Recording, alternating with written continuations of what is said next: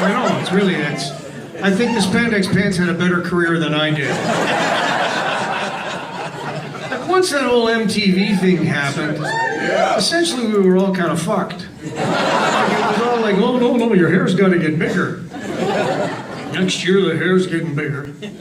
Pants are getting tighter. Yeah, so, anyhow. We did an album called Thunder 7, and I'm gonna go back to the beginning. The first Triumph album we ever made, we didn't have enough songs. And Mike Levine said to me, can you do a guitar piece?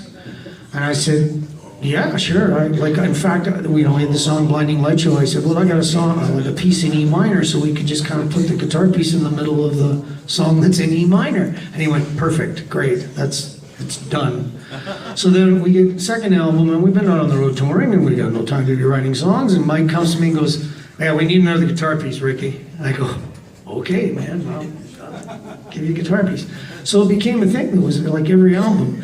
By the time we got to Thunder 7, I had a situation where I had an engineer that was working for us at Metalworks, and he had worked with Glenn Gould. Do you know who Glenn Gould was? Like famous classical piano player, unbelievable.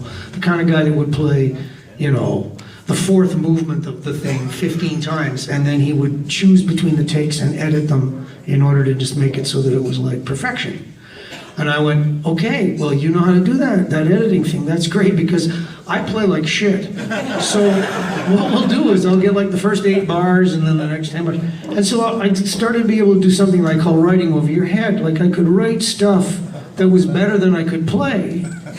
And all I had to do was play it in little snips and then edit it all together. And then we go out on the road and I had to learn the fucking thing. And I'm not making it up. That's exactly what I did. So this guitar piece that Dave and I are going to play for you now, this was a song that was on the Thunder 7 album, and I played it in every arena. I think I probably played it here, whatever the name of the arena was here. So, and this is the shtick, the Omni. Yeah, is it still there or is it torn down? It's gone. Yeah, this is heartbreaking for me. I live up around Toronto, and we played Joe Louis Arena in Detroit when it was brand new.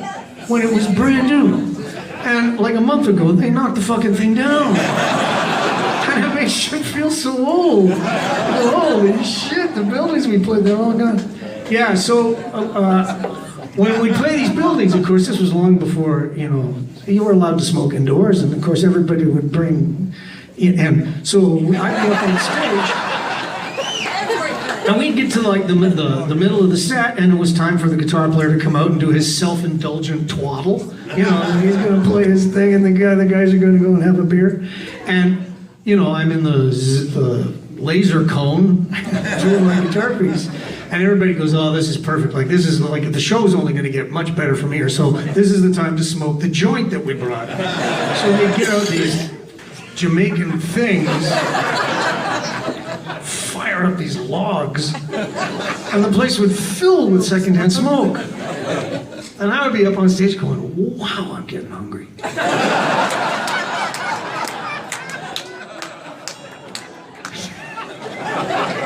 Yeah. So that's what would happen in the middle of this piece. This is called Midsummer Daydream. Yeah!